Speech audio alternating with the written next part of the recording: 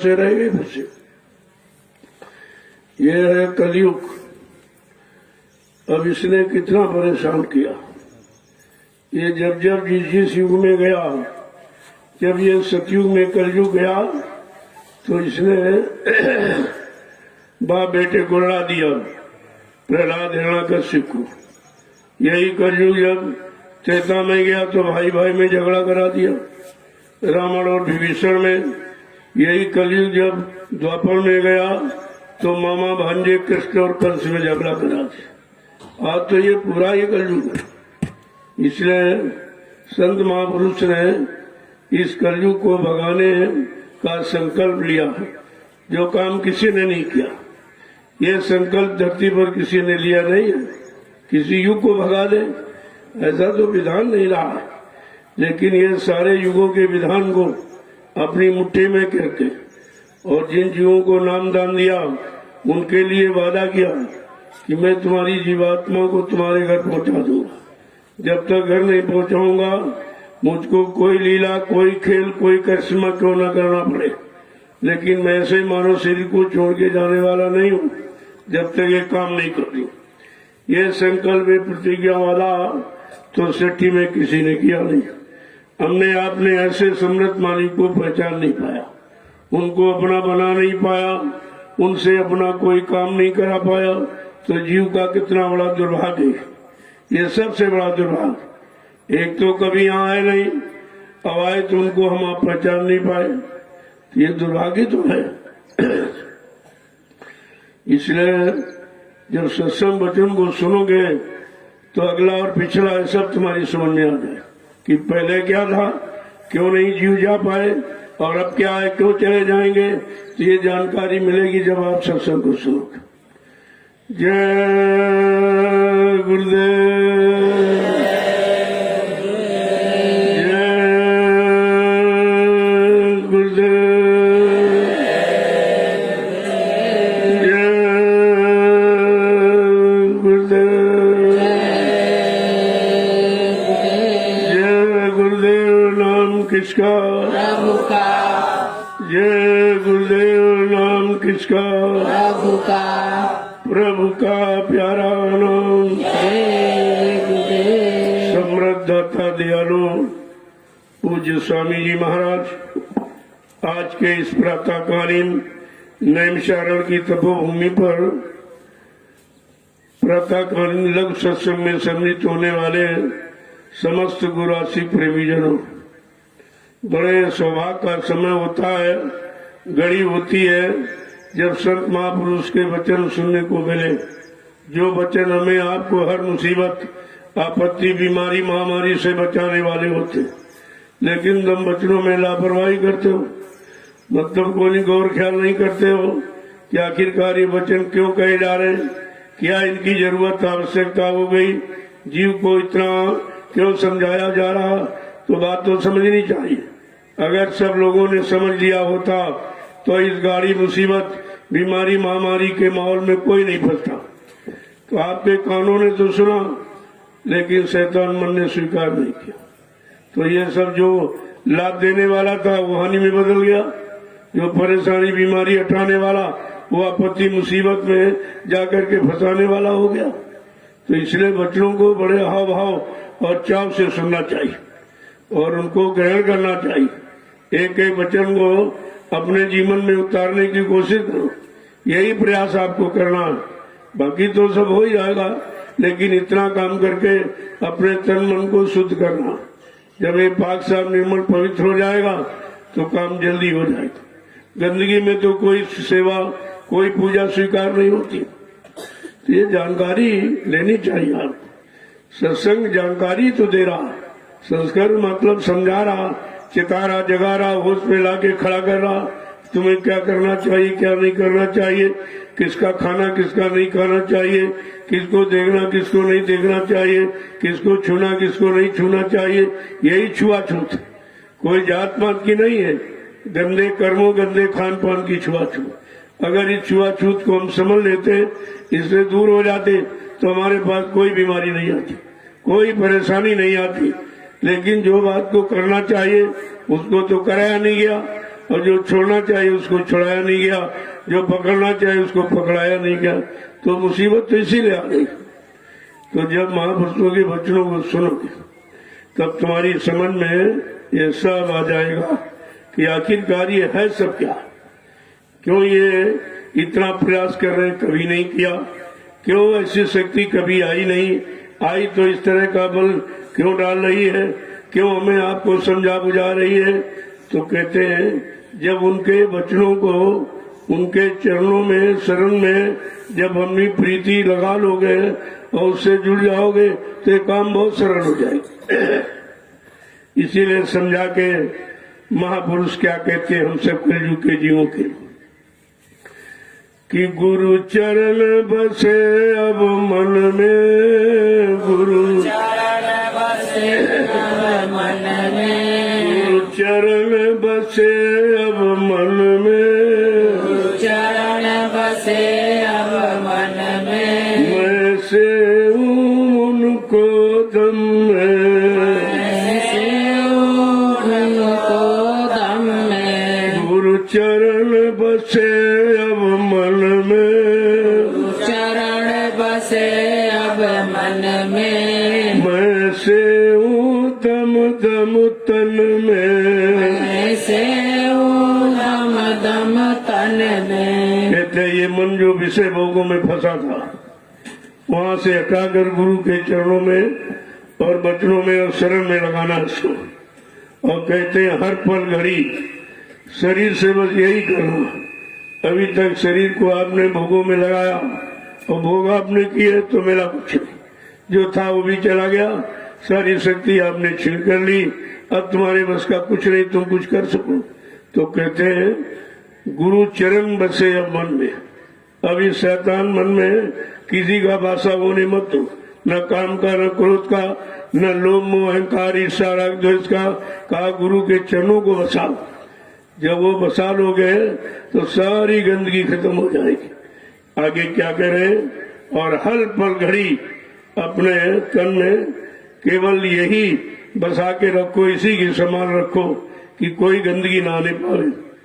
आगे क्या कह रहे समझे, फिर प्रीति लगी पर घट धुन में, प्रीति लगी घट धुन में, फिर प्रीति लगी घट धुन में, प्रीति लगी घट धुन में, वो पहुंची पहली सुन में, वो पहुंची पहली सुन में, वो पहुंची पहली सुन में, वो पहुंची पहली सुन में। कहते अपने अंदर जो ध्वनि आ रही ऊपर से आवाज जीवात्मा को बुला रही, अरे भाई तू इधर आ, इधर आ, उधर कहाँ फंस गई, उधर तो तेरा न घर है न तेरा कोई रखवाला रक्षक करने वाला, इधर आ।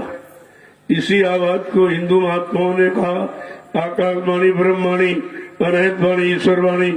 मुसलमान फकीरों ने इसी को कलमा और आयत था। कहा 24 घंटे आवाज हो रही, वहाँ कोई घंटा संग बजाने की जरूरत नहीं है, वो तो ऑटोमेटिक बज रहा और 24 घंटे बजता, कभी बंद नहीं होता। लेकिन अब सुनाई क्यों नहीं दे रहा कि हमारी आत्मा का कान नहीं खुला। भाई कान खुलेंगे तभी तो सुनाई देगा। जैसे शरीर में 2 कान, अगर 2 कान ये खराब हो जाए कुछ सुनाई नहीं देगा, 2 आंखें खराब हो जाए तो आपको दिखाई नहीं देगा। इसी तरह जब से जीवात्मा मृत्युलोक मंडल पर आई तो वो जो आधार था नाभ का वो छीन दिया काल माया ने मिलकर, बहका भरमा की, और मतलब यानी इसका देखना सुनना बंद हो गया। अब वो न देख पा रही न सुन पाई, अपने उधर जो उसके लिए आवाज आ रही उसको सुन भी नहीं पा रही, पहचान नहीं कर पा रही। जो मंडल है उसका खुशनुमा है, प्रकाश में, चेतन आनंद में, वो दिखाई नहीं देता। तो कहते यहाँ कान खोलेगा कौन? भाई शरीर के 2 आंख कान बंद हो जाए तो डॉक्टर वैद्य हकीम की तलाश करते वहां कोई जानकार मिल जाए और उसके बाद कोई जड़ी औषधि हो और वो लगा देगा तो ठीक हो सकता।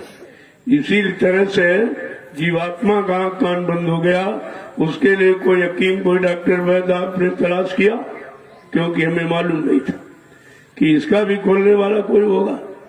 तो गोस्वामी जी महाराज ने रामचरितमानस लिखकर यही अंतर का घट का सारा भेद बताया, लेकिन भेद को तो आपने जाना नहीं, इधर उधर की बातें पढ़ते रहते हो, सुनाते रहते हो, लेकिन कभी ये नहीं सुनाते हो कि भाई तू भी कुछ सुन, ऐ मन जीवात्मा तू भी सुन, तुझे भी कुछ सुनाया जा रहा, कुछ तेरे बुलाने की आवाज आ रही, उसको क्यों नहीं सुनता।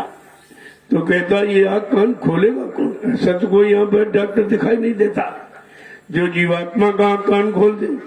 तो गोसाई महाराज ने उत्तरकांड में सब भेद बताया कि सतगुरु वैद्य वचन विश्वासा, संयम ये न विषय की आशा। अगर सतगुरु रूपी वैद्य मिल जाए, उनके वचनों पर विश्वास हो जाए तो ये तुम्हारा आँख कान खोल देंगे, लेकिन विषय वासना की कोई इच्छा न हो। ये परहेज है, बिना परहेज के दवा तो नहीं काम करती। तो कहा विषय वासनाओं की कोई इच्छा न रहे, और मतलब यानी और तो ये तुम्हारा काम वो कर देंगे, उनको करने में कोई परेशानी नहीं है, वो तो इस काम करने आए हैं। लेकिन बगैर पाक साफ निर्मल पवित्र किए तो कोई चीज समझ में आएगी नहीं, क्योंकि गंदगी पहले से भरी है। तो कहते हैं कि यह शरीर का काम और शरीर को चेतन का रूप देने वाली चेतन जीवात्मा का काम ये कौन करेगा। इसके लिए बताया कर्णधार सदगुरु दृढ़नावा, दुर्लभ का सुलभ कर कावा, जिसने पूरे जीवन का मार्गदर्शक पथ प्रदर्शक डायरेक्टर सदगुरु को बनाया, उन पर विश्वास किया, उनके वचनों को अपने जीवन का मूलाधार बना लिया, का उनका काम ये सरलता में हो जाए। कुछ करना नहीं है, केवल करने वाले को अपना बनाना है, उनको पकड़ना है। अब जिनको जिनको आपने पकड़ा तो धोखा हो गया, पकड़ा तो आपने, लेकिन उन्होंने अपने आप को आपको जकड़ा, अपने में जकड़ लिया, बता लिया, और जितनी शक्ति शरीर की सब खींच के बराबर सब खत्म कर दी। तो कहता आए थे कुछ मिलने, लेकिन मिला कुछ। जवानी में कोई अच्छी सच्ची बात समझ में आती नहीं, क्योंकि नशा अलग होता। तो जवानी में क्या कहते, कह रहे हम भोग भोगने आए हैं, कहता हम भोग भोगने आए, और 60 साल के बाद क्या कहता कि भोगों ने हमको ही भुगत दिया। मैं भोगने आया था, लेकिन भोगों ने हमको भुगत दिया, सारी शक्ति नष्ट कर बर्बाद खत्म कर दिया। लेकिन समझ में कब आया, जब जीवन खत्म हुआ तब जीने का ढंग आया। तो फिर उसे क्या होने वाला, समय के पहले चेतना जागना, होश पे आकर के अपना काम बना लेना, इसी को कहते हैं बुद्धिमान और बुद्धिमानी। तो कह रहे आगे समझा के एक एक वचन को कि गुरु चरण बसे जब मन में, जब इस शैतान मन में जो गंदगी का वास है उसे हटा करके गुरु के चरणों का वास करो, तो ये गंदगी फिर आने नहीं पाएगी। उस चरण और शरण में कोई गंदगी नहीं आ सकती। इतने तो सब डरते, गुरु से ईश्वर ब्रह्म पार ब्रह्म महाकाल सब डरते। कोई मतलब यानी उनके वचन को न कोई काट सकता, न कोई झूठा कर सकता। माने न माने वो तो जीव की अज्ञानता में गरुड़ गुमान घमंड में कह रहा है, लेकिन उनके वचन को कोई काट नहीं सकता, कोई रोक नहीं सकता। वो अपने समय पर आपको सिद्ध हो जाए। आप देख लीजिए कब कहा गया था बड़ी बड़ी बीमारियां होंगी, एक की दवा 100 में न मिलेगी, बचाने वाले मिले न यार, जमाना बदलेगा, लाशें सड़ी पड़ेंगे घर घर में, उठाने वाले मिले न यार, जमाना बदलेगा। कितने पहले कहा गया, और सब हो रहा।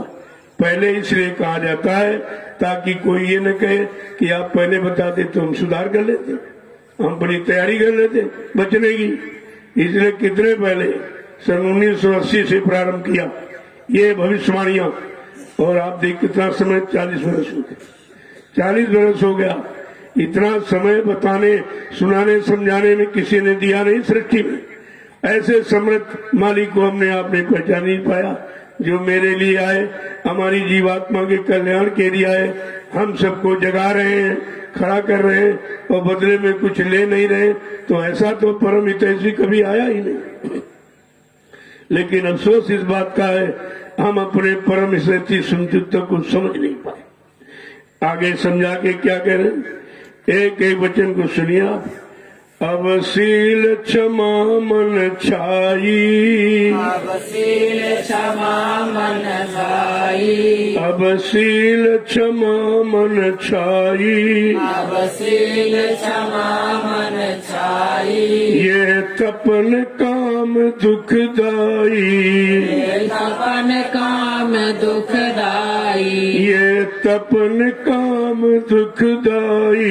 ये तपन काम दुखदाई। एक वचन को कैसे समझाते हैं कि काम क्रोध लोभ मोह अहंकार ये तपन, ये अग्नि है, आपको जलाती है, आपकी बुद्धि विवेक ज्ञान को जला देती है, आपकी शक्ति ताकत ब्रह्मचर्य इसको खत्म कर देती है।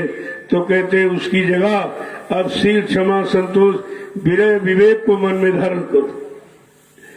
आगे क्या कह रहे हैं कि फिर क्रोध लोभ भी भागे, क्रोध लोभ भी भागे, फिर क्रोध लोभ भी भागे, फिर क्रोध लोभ भी भागे, अहंकार मोह सब त्यागे, अहंकार मोह सब त्यागे, अहंकार मोह सब त्यागे, अहंकार मोह सब गुरु त्यागे, चरण बसे अब मन में, चरण बसे अब मन में, मैं से हूँ दम दम तन में। ऐसे हूँ दम दम तन में।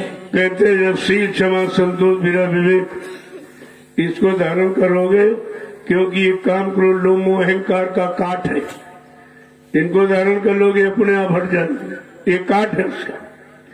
कहते भी क्रोध और लोभ भी भाग जाएगा, ये भी नहीं टिक सकता। जब काम हट जाए, सबसे प्रबल शत्रु काम है। जब काम की पूर्ति नहीं होती तभी क्रोध आता, और पूर्ति हो जाए तो लोभ आ जाएगा, और धीरे धीरे यही लोभ परिवर्तित अहंकार में हो जाता है। तो कह रहे हैं क्या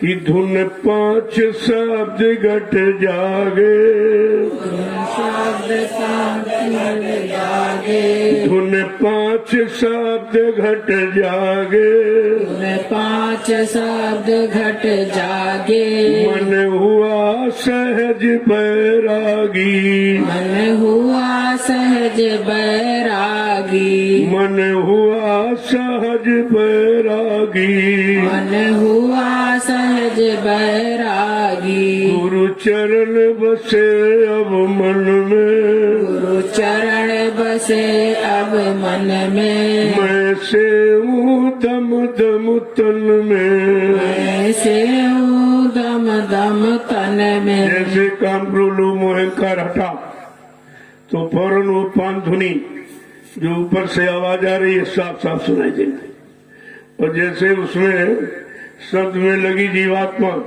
तो मन तुरंत बैरागी हो जाए, फिर ये भोगों को त्याग देगा। इधर से उसको नफरत होगी, उधर शब्द से प्रेम बढ़ेगा।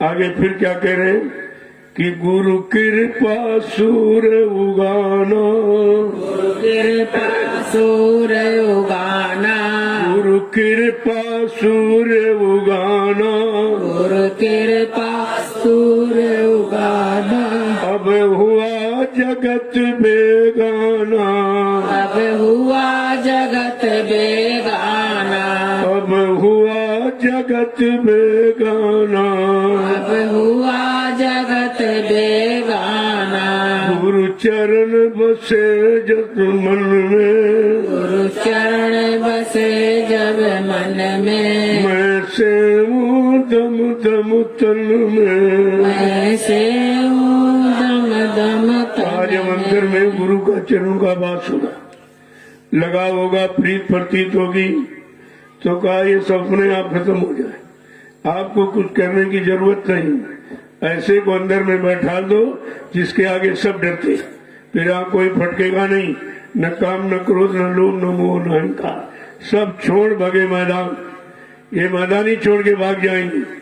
तो कहते गुरु कृपा, गुरु की कृपा से सूर्य उगाओ, ये प्रकाश अंदर में सच्चा ज्ञान पैदा करो, ये बिना गुरु की कृपा के कोई नहीं कर सकता। आगे क्या करे, अब हुआ जगत बेगाना, जब गुरु के द्वारा सूर्य रूपी ज्ञान रूपी सूर्य जब उगाएगा, पहला मतलब निकल आएगा, तो कहते कि सारा संसार तुमको नासवान दिखाई दे। जब असली चीज मिल जाती है, अच्छी मिल जाती है, तब बुरी की पहचान होती। नहीं, तुम जब अच्छी नहीं मिलेगी, तुम बुरी को ही अच्छा मान बैठे। यही हुआ कि अच्छे से हटा दिया गया, अच्छाई सच्चाई से हटा दिया गया। हम बुराई को ही सब कुछ मान बैठे, उसी को अपना आधार बना लिया, और धीरे धीरे धीरे इतनी बुराई फैल गई कि अपनी बुराई से इंसान परेशान होने लगा, अपनी बुराई से। यही है, जब पाप करते पापी उब जाए, समझ लो परिवर्तन है कगार पर। झूठ बोलने वाला कहे नहीं नहीं बहुत झूठ हो रहा, सब झूठ बोलने लगे, वो भी ऐसा एहसास करने लगे, तो समझ लो परिवर्तन है कगार पर। ये परिवर्तन की पहचान है।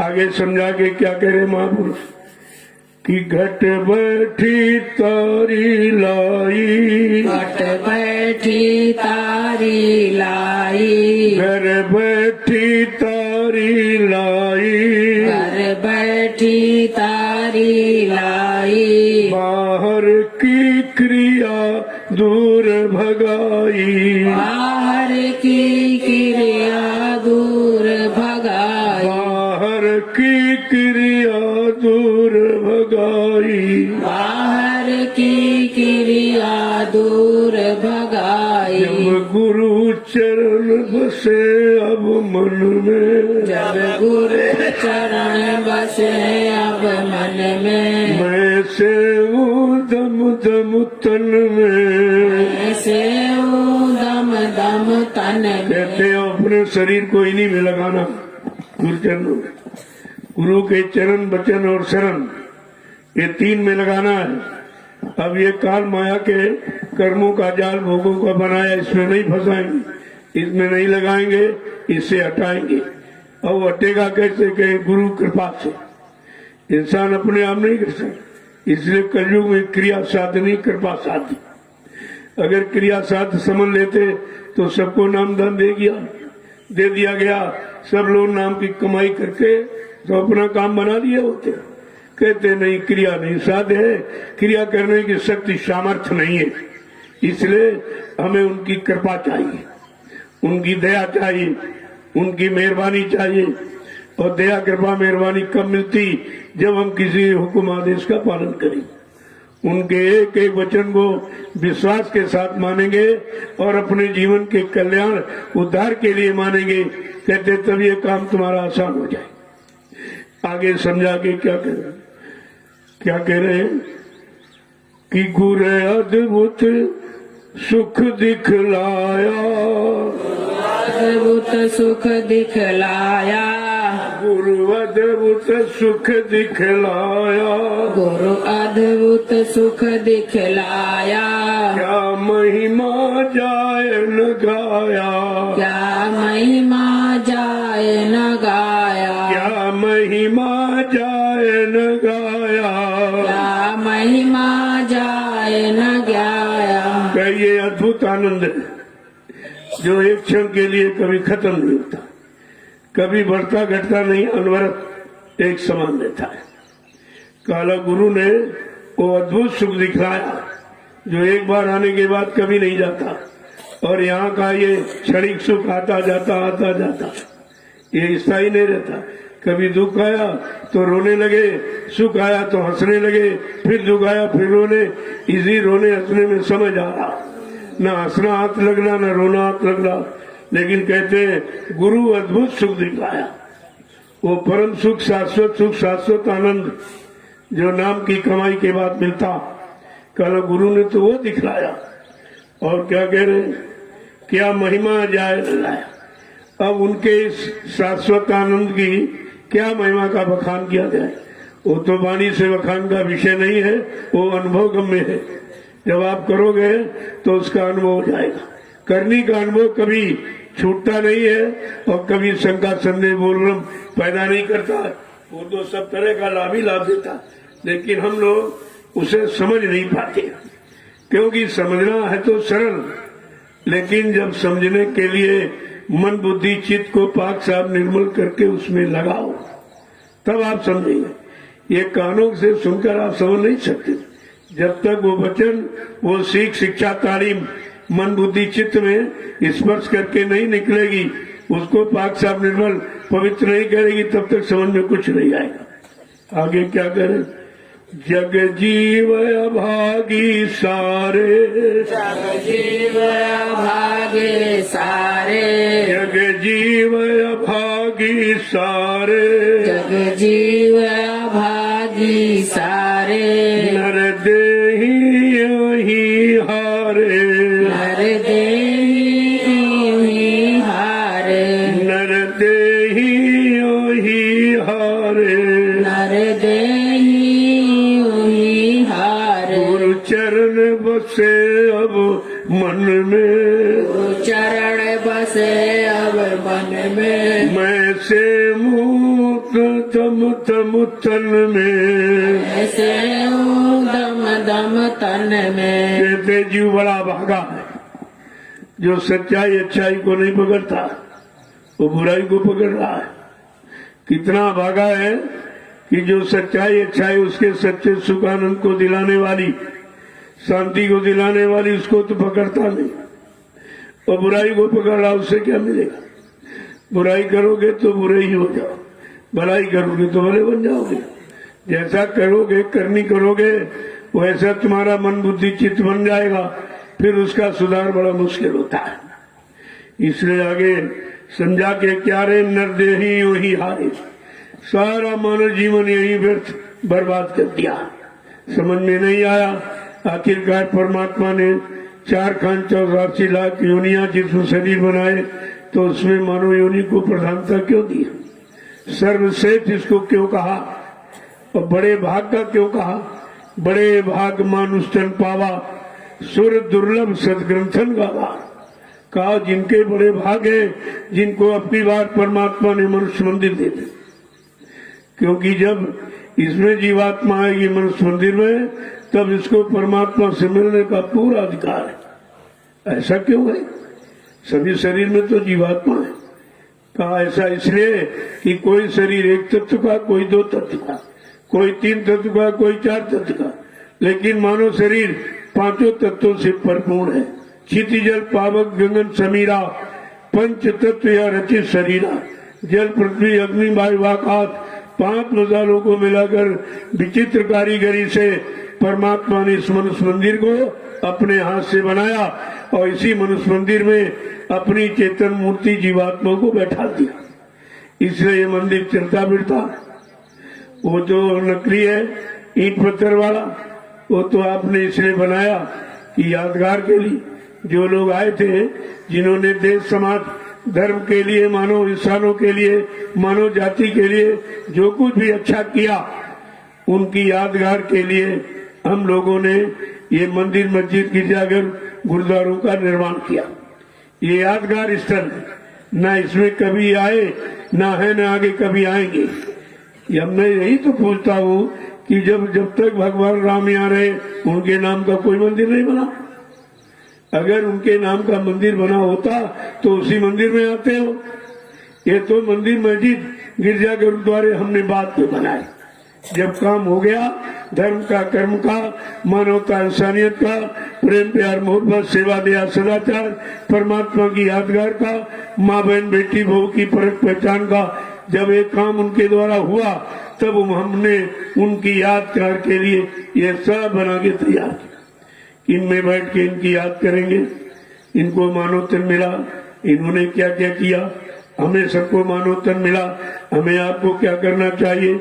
मानव तन में आकर इनकी पूजा क्यों हो रही? इन्होंने किनके आदेश हुक्म को माना? तो पता चला राम ने, कृष्ण ने जिनकी पूजा हो रही है, उन्होंने गुरु की पूजा की, गुरु के वचनों को, गुरु के आदेश को माना, और गुरु ने इनकी पूजा करा दी। गुरु का कर्तव्य है, वो अपनी पूजा कभी नहीं कराते, अपना मान सम्मान कभी, धन दौलत कभी लेने के लिए नहीं आते, लेकिन जीव को सब कुछ दिलाते, ताकि जीव विश्वास के साथ वहीं पर लगा रहे और धीरे धीरे करके अपना काम पूरा कर ले। देखो आगे क्या कहें।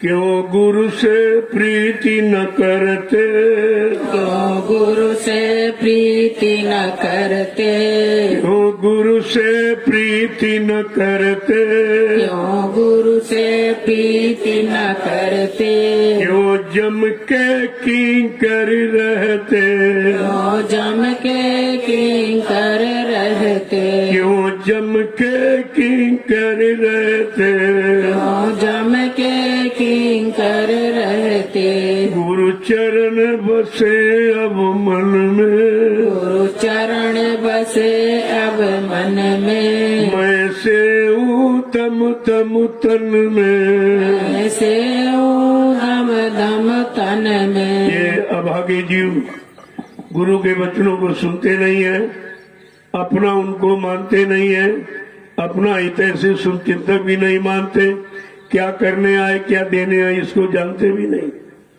कहते कि क्यों गुरु से प्रीत न करते और जम के किंकर माने दास नौकर बन जाते, फिर जमराजा की मार क्यों खाते हैं?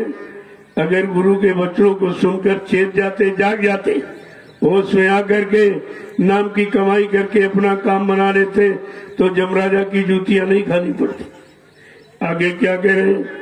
मैं किससे कहूँ सुनाऊं, मैं किससे कहूँ सुनाऊं, मैं किससे कहूँ सुनाऊं, मैं किससे कहूँ सुनाऊं, फिर अपना मन समझाऊं, फिर अपना मन समझाऊं, फिर अपना मन समझाऊं। फिर अपना मन समझाऊं। कह रही मैं किसे किसे ये व्यथा कष्ट मुसीबत सुनाऊं, क्योंकि यहाँ तो कोई दूर करने वाला है नहीं, वो सभी उसी मुसीबत में फंसे, जो सब फंसा वो तुम्हारी कैसे दूर करते। एक बार समृद्ध दाता दयालु बाबा जयगुरु जी महाराज ने ये एक आवाज दी थी, कहा एक दिन ऐसा समय आएगा इस मृत्यु लोक मंडल में कि सबकी दाढ़ी में आग लगेगी,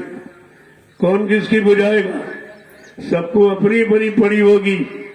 अब इस समय आपके सामने एक कोरोना नाम की जो भयानक बीमारी बता रहे हैं, ये कुदरती कोराम है, कुदरत नाराज हो गई, उसका ये जजमेंट सजा दे रही है, जिसको ये नहीं समझ पा रहे हैं। लेकिन जो संत महापुरुषों ने कहा वो अमिट है, उनकी छाप अमिट है। कब कहा था? आज वो सब सामने 6 दिसंबर सन 1976 में इशारा किया गया था और कोरोना शब्द की व्याख्या की गई। इसलिए कोरोना ना आवे तो क्या क्या न करो, ये सब करना बंद कर दो, गंदा खान पान करना बंद करो, बुद्धि नाशक नशा शराब पीना बंद करो। जब बुद्धि पागल हो जाएगी, माँ बहन बेटी बहू की पहचान खत्म हो जाएगी, फिर कितना बड़ा जघन्य अपराध पाप कर डालेगा, कोई उसकी सीमा नहीं है। कहा ये सब बंद करो, झूठ बोलना बंद करो, धोखाधड़ी ये सब बंद करो, दूसरा का अपमान निंदा चुगली बुराई क्रिटिसाइज करना बंद कर दो। कहा अगर तुम बंद नहीं करोगे एक दिन तुम्हारा मुंह बंद कर दिया जाएगा। आज सब आपके सामने, जब तुमने नहीं बंद किया तो एक कपड़े का एक बंधन लगा दिया, कहा इसको लगाओ मुंह पर, फिर भी हम नहीं समझ पा रहे। अरे बीमारी मुंह से आती है कि गंदे खान पान? हाँ, इसलिए कि मुंह से गंदा खान पान करते हो, इसलिए मुंह को बंद करो, न गंदा खान पान करो, न गंदे कर्म करो, तो कोई बीमारी नहीं आएगी। अब किस लिए क्या कराया जा रहा भैया, उसको समझ क्या है? क्या मुंह बंद करने से बीमारी चली जाए? मुंह से जो गंदा खान पड़ते करते उसको बंद करो, मुंह से जो गंदे यानी अश्लील शब्दों का प्रयोग करते वो बंद करो, दूसरे की निंदा आलोचना बुराई क्रिटिसाइज करते उसको बंद करो। ये है मुंह बंद करने का मतलब। उसको भी नहीं समझ पाए, यानी बंधन भी लगाया गया तब भी नहीं समझ पा रहे आखिरकार ये मुंह पे लगाम क्यों लगाई गई, ये कपड़ा क्यों बनवाया जा रहा, इसका मतलब क्या है? तो ये तो कोई बताता तो है नहीं, केवल कह दिया तुमने बांध दिया, लेकिन पूछ लेते भाई हम क्यों बांधी? अगर मुंह से गंदा खान पान न करें, गंदे शब्द का प्रयोग न करे, किसी की निंदा आलोचना बुराई न करे, तो फिर बांधने की जरूरत क्या है? अरे ये बंधन अंदर से स्वीकार करो, बाहर ये कपड़े लत्ते वाला बंधन काम नहीं करेगा। वो तो अंदर से आपको ये संकल्प लेना होगा। आगे समझा के क्या कह रहे? तू गुरु मत दृढ़ कर भाई, मत दृढ़ कर भाई, तू गुरु मत दृढ़ कर भाई, गुरुमुख दृढ़ कर भाई, अब छोड़ो जाता तो पराई, अब छोड़ो तात पराई, छोड़ो तात पराई, गुरु चरण बसे अब मन में, गुरु वचन बसे अब मन में, मैं से दम दम तन में, से दम दम तन में। कहते भाई गुरुमत को दृढ़ करो, गुरु के विचारों को वचनों को दृढ़ता से पकड़ो, ये तुम्हारा काम करेंगे। जो तुमने बाहर से वचन पकड़े हैं और निंदा आलोचना बुराई करने की सीख आपने ली, इसको बंद कर दो। इससे कोई काम न बनेगा, न तुम्हारा बनेगा, न तुमसे इसका बना सकते। बुराई बुराई करने वाला न अपने को बुराई से बचा सकता, और जो सुनेंगे वो भी नहीं बच सकते। इसलिए कहते तू गुरुमत दृढ़ कर भाई, गुरु के मत माने विचारों को, संकल्पों को, वचनों को दृढ़ता से पकड़ो। और क्या कह रहे फिर? अब छोड़ो तात पराई, अब दूसरों की तरफ दृष्टि डालना बंद करो। दूसरे को अच्छा बुरा मत देखो, अपने मन को देखो, अपने आप को देखो। विद्वानों ने भी कहा please see yourself then told other person, कृपया अपने आप को देखो, तब दूसरे को हो सकता कहीं तुम उससे ज्यादा खराब हो। तो अपनी खराबी दूर करने से काम बनेगा। दूसरे की खराबी बुराई करते रहोगे, ताकते रहोगे और खराब होते रहोगे। बुराई करने वाला कभी न अच्छा बना, न किसी को अच्छा बना सकता। आगे क्या करें? चल रहे तू त्रिकुटी घाटी, चल रे तू त्रिकुटी घाटी, चल रे तू त्रिकुटी घाटी, चढ़ सुन शिखर की बाटी, चढ़ सुन शिखर की बाटी, चढ़ सुन शिखर की बाटी, चढ़ सुन शिखर की बाटी। आप तू चल, ऐ मन तेरा आवास निवास तृप्ति धाम, तू अपने घर की तरफ चल और वो सुन शिखर की बाटी, बाटी माने रास्ता, बाट, वो रास्ता ऊपर से चल, ऊपर की तरफ चलने से तेरा घर मिलेगा। यहाँ नीचे तू जो तलाश कर रहा है, काल माया का देश तेरा देश ही नहीं है, तो क्या तलाश करने से तेरा मिल जाएगा, बन जाएगा। आगे क्या कह रहे? महाशून्य की तोड़ो टाटी, महाशून्य की तोड़ो टाटी, महाशून्य की तोड़ो टाटी, महाशून्य की तोड़ो टाटी, जा भंवर गुफा की हाटी, जहाँ भार गुफा की हाटी, जा भंवर गुफा की हाटी, जहाँ भार गुफा की हाटी। ताकि सुन शिखर के ऊपर महाशून्य है, कहा वहां चल और जितने भी टाटी माने ये रुकावट की बाधाएं जो लगा रखी हैं इनको हटा दे, ये सब हट जाएंगी, तोड़ो इनको। और भंवर गुफा ऊपर स्थान है, वहां पर जो भी मतलब हो रहा है या तुम्हारा तुमको लुभाने वाला, तुमको रोकने वाला उधर है, वहां चल। आगे क्या करें? फिर सतपुरुष घर पाया, घर पाया, फिर सतपुरुष घर पाया, फिर सात पुरुष घर पाया, धुन बीना जाग बजाया, धुन बीना जाग बजाया, धुन बीना जाय बजाया, धुन बीना जाय बजाया, वो सारी मुकम्मों की सैर बताते हैं, उसके ऊपर ये है, इसके ऊपर ये है, इसके ऊपर ये है। ये तुम्हारे घर जाने का रास्ता, ये रास्ते की चिन्ह है। जब चिन्ह मिल जाएंगे तो आपको विश्वास हो जाएगा कि हम सही रास्ते जा रहे हैं। यही हमको नामदान के वक्त बताया गया। जब तुम ये करने लगोगे, धीरे धीरे सूरज जीवात्मा जागेगी और अपने ऊपर घर की तरफ चलेगी, तो ये स्थान मिलेंगे और इस तरह के वहाँ बाजे और दुनिया ये सब तुमको सुनाई देगी। तुम समझ लेना हम सही सच्चे रास्ते से जा रहे हैं। इसीलिए नामदान देने के वक्त ही ये बताया गया, जबकि उस समय हमें आपको कुछ नहीं मालूम ये सब क्या बता रहे हैं, क्यों बता रहे हैं। लेकिन वो तो जानते हैं जो बताया जाएगा, जब इसको अपना लोगे और मन बुद्धि चित्त को निर्मल पवित्र करके और जब करने लगोगे तो ये सब ऊपर आपको मिलेगा। जब ऊपर की चढ़ाई करोगे तो ऊपर ये सब मिलेगा, और मिलेगा तो कहीं आपको शंका न हो जाए कि हम कहाँ जा रहे हैं, किधर जा रहे हैं। तो आपको पहले ही नामदान के वक्त ये सब बताएंगे, ये उसका नाम है और ये उसका धाम है, और ऐसी आवाज जो सुनाई देगी, ऐसा यानी प्रकाश, ये रूप आपको सब मिलेगा। सब पहले ही बता देते। आगे क्या कह रहे, एक एक वचन को कहते, फिर सत्य पुरुष घर पाया।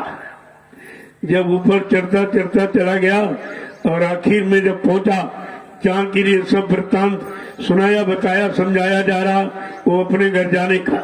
कहा वहाँ सतपुरुष का दरबार है, जो असली दरबार है। यही सब जीव, हम सब जीवात्माओं का घर है, मुकाम मंडल लोग है। कहा जब वहाँ पहुंचोगे तो क्या कह रहे, धुन भी ना जाए बजाया। वहाँ की आवाज कैसी है, बीन बांसुरी की। जब आवाज मिलेगी तब आपको पक्का विश्वास हो गया कि नामदान के वक्त गुरु महाराज ने हमको यही बताया था कि ऐसी ध्वनि आपको सुनाई देगी, ऐसा स्थान, उसका ये मतलब, ये रूप होगा, ये देखने को मिलेगा। तब समझ लेना कि हम अपने घर आ गए, क्योंकि बहुत दिन छोड़े हो गए। अगर तुमको 10, 20, 50, 100 वर्ष मतलब यानी घर से अलग कर दिया जाए, एक बार तुम अपने घर भी नहीं पहुंच सकते, क्योंकि भूल गए हो। घर में खड़ा कर दिया जाए तो भी नहीं कहोगे हमारा घर, क्योंकि उसमें तमाम परिवर्तन हो गया। ऐसे आगे फिर क्या कह रहे, किया पिया सुनी सुनी अलख अगम की बत्तियां, सुनी अलख अगम की बत्तियां, सुनी अलख अगम की बत्तियां, शशि सूर्य खरब जहाँ थकियां, सूर्य खरब जहाँ तकिया, शशि सूर्य खरब जहाँ थकियां। सूर्य खरब जहाँ तकिया। कहा उसके ऊपर अलख अगम, कहा वहाँ की जब बातें रहे सुनोगे तो अरबों सूरज चांद सितारे थक गए, वो उसके प्रकाश की क्षमता नहीं कर पाए। अरबों सूरज चांद सितारे रोम रोम में करत उजारे, उस महापुरुष के एक एक रोम रोम में अरबों खरबों सूरज चांद सितारे ये सब मिल जाए, फिर भी उसके रोम की, एक रोम की प्रकाश को बराबरी नहीं कर सकते। एक रोम में जो प्रकाश है, कितना प्रकाशमान वो पुरुष है जो उस अखंड प्रकाशमान देश से आया, हम सब जीवात्माओं को अखंड प्रकाश में, चेतन में देश को पहुंचाने के लिए। आगे क्या कहें कि पिया पर से सतगुरु स्वामी, पिया पर से सतगुरु स्वामी, पिया पर से सतगुरु स्वामी, पिया पर से सतगुरु स्वामी, कुछ कहूँ न पुरुष अनामी, कुछ कहूँ न पुरुष अनामी, कुछ कहूँ न पुरुष अनामी, कुछ कहूँ न पुरुष अनामी। गुरु चरण बसे अब मन में, गुरु चरण बसे अब मन में, मैं से हूँ दम दम तन में, ऐसे दम दम तन कहा में। ये सब कैसे मिलेगा, जब अपने हृदय में गुरु के चरणों का वास करोगे और गंदगी में मन लगा हट जाएगा, गंदगी से दूर चला जाएगा, तब कहते ये सब तुम्हारे अंदर ही हो रहा। वो घर जाने का रास्ता अंदर से, बाहर से कोई मंदिर मस्जिद गिरजा गुरुद्वारों से नहीं है, वो तो अंदर में। इसीलिए कहा गया गुरु द्वारा, गुरु के द्वारा होगा। और गुरुद्वारा इन्होंने ईंट पत्थर का मान लिया, कितना भ्रम पैदा कर लिया। लिखा है सही, संतों ने बिल्कुल सत्य बखान किया, लेकिन समझाने समझने वाला कोई नहीं था। वो कहते गुरु के द्वारा मिलेगा, इन्होंने फट से ईंट पत्थर का मकान बनाया, कहते यही गुरुद्वारा। गुरुद्वारा नहीं, गुरु द्वारा। जब गुरु के द्वारा जो चीज मिलती रही है वो उसी के द्वारा मिलेगी। परमात्मा खुदागार हमेशा गुरु मुर्शिद कामिल के द्वारा मिलता रहा है, उसी से मिलेगा। और कोई यत्न करने से तो किसी को मिला ही नहीं।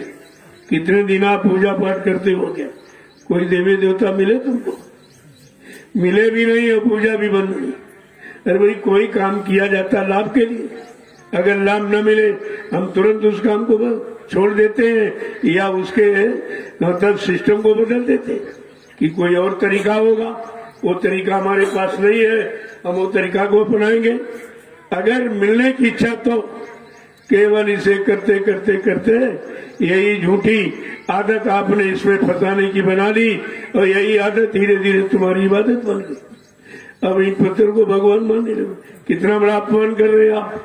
कह दिया जाए तुम्हारा बाप पत्थर का है तो गाली समझोगे, सम्मान समझोगे इसको। तुम भगवान को रोज गाली देते, देवी देवताओं को तुम सबको पत्थर मानते हो, यानी मतलब जड़ मानते हो और चेतन मानते नहीं। सबको जब मुर्दा मान लोगे तो मुर्दा मानना ये कोई ज्ञान की पहचान है। इतनी भी बात समझ में नहीं आई कि हम ये कर क्या रहे हैं, हमारी मान्यता किधर है जिधर हमें कुछ नहीं मिल रहा। आगे समझा के क्या कह रहे, पिया पर से सतगुरु स्वामी। जब अपने अनामी धाम पहुंचे तो पिया के चरण स्पर्श किए, वहां चरण है, उनको स्पर्श किया और स्वामी वो खुश हो गए, प्रसन्न हो गए। कहते ये महिमा मैं पानी से कैसे बखान करके बताऊं।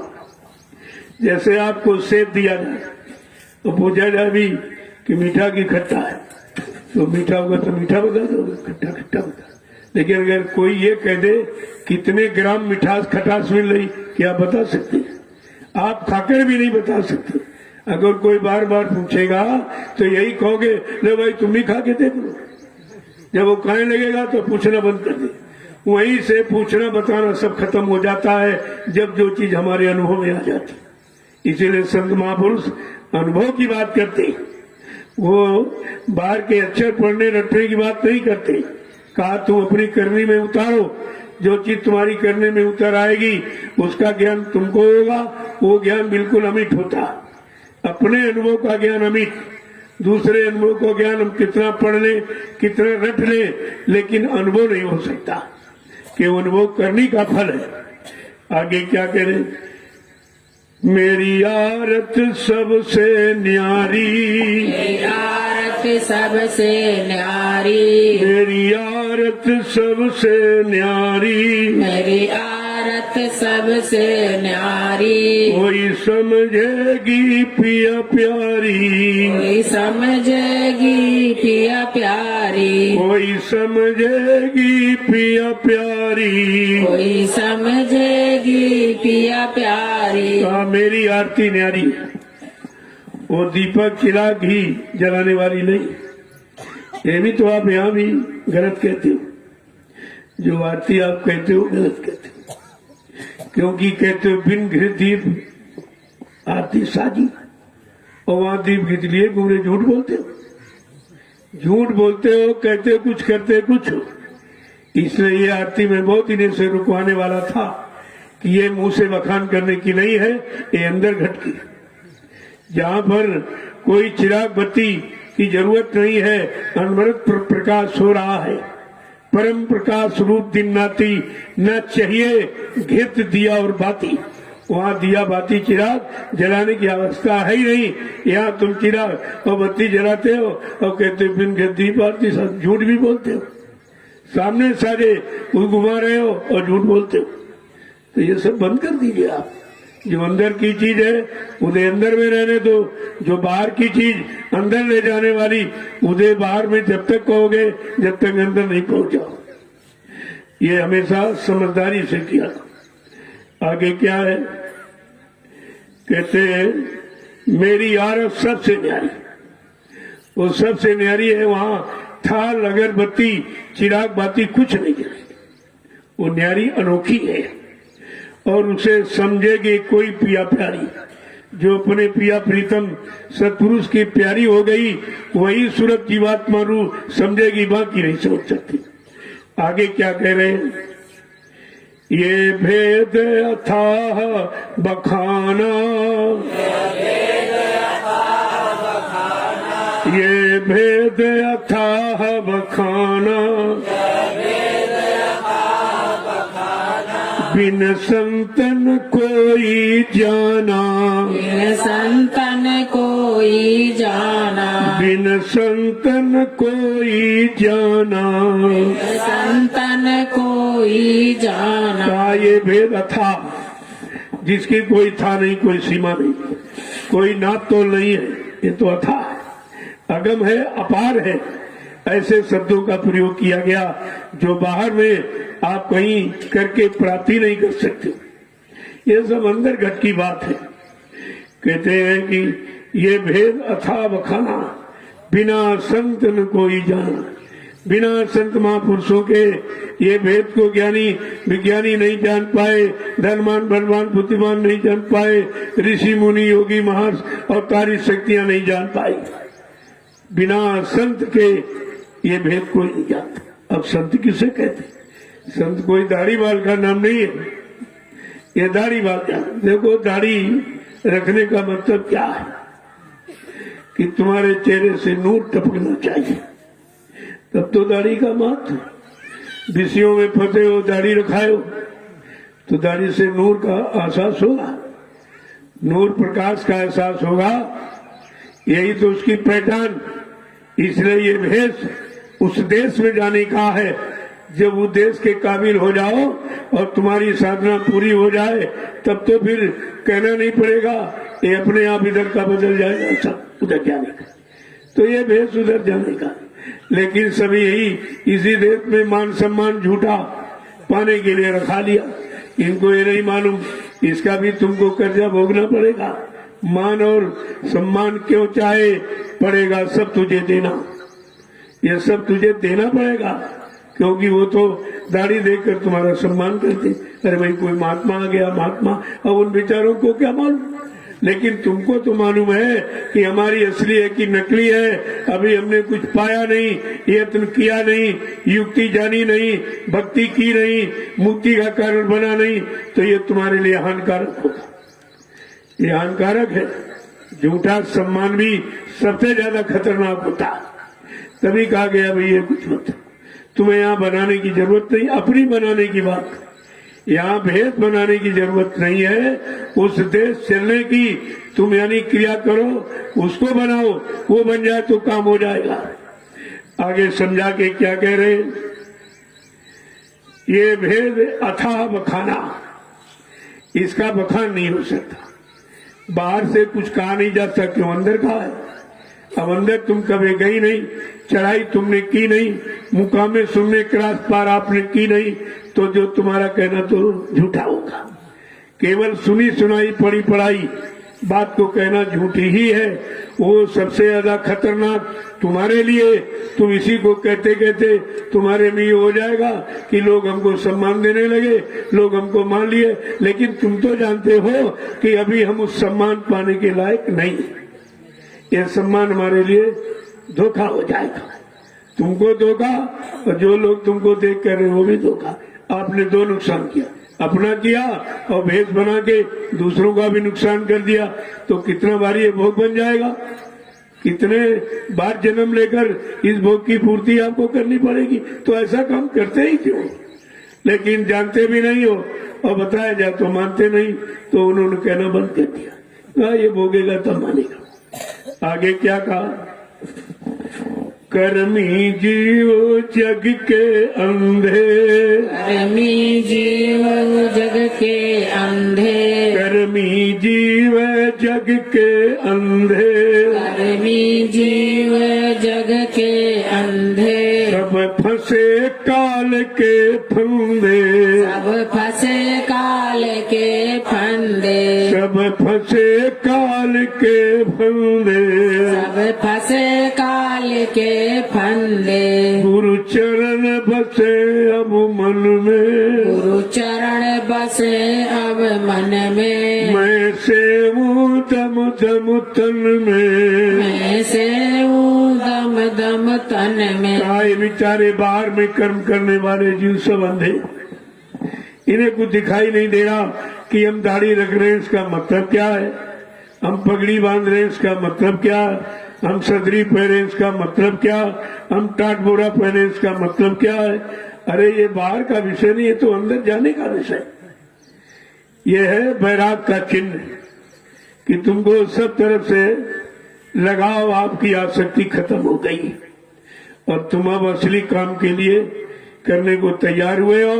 अब बजाय बाहर के अब अंदर का राज समझ में आ गया।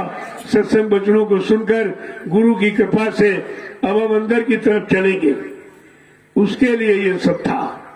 लेकिन अभी अंदर की बात भी नहीं पूरी सुन पाए और न जान कर पाए और बाहर का भेद बना दिया।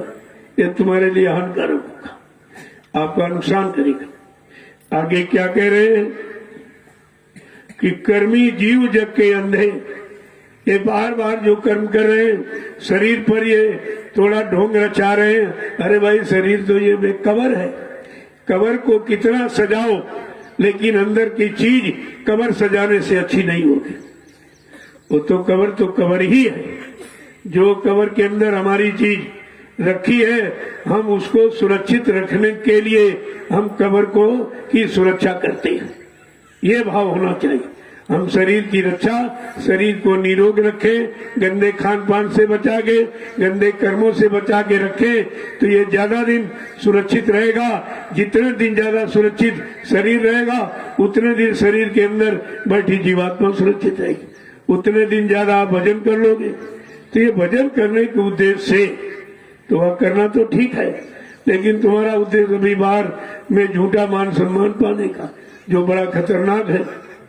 आगे क्या कह रहे हैं, उनसे नहीं कहना चाहिए, उनसे नहीं कहना चाहिए, उनसे नहीं कहना चाहिए, उनसे नहीं कहना चाहिए, मत गूढ़ छिपाए रहिए, मत गूढ़ छिपाए रहिए, मत गूढ़ छिपाए रहिए, मत गूढ़ छिपाए रहिए। ऐसे बाहर के कर्म करने वाले, बाहर की आसक्ति, झूठे सम्मान में फंसे रहने वाले व्यक्तियों से कुछ नहीं कहना चाहिए।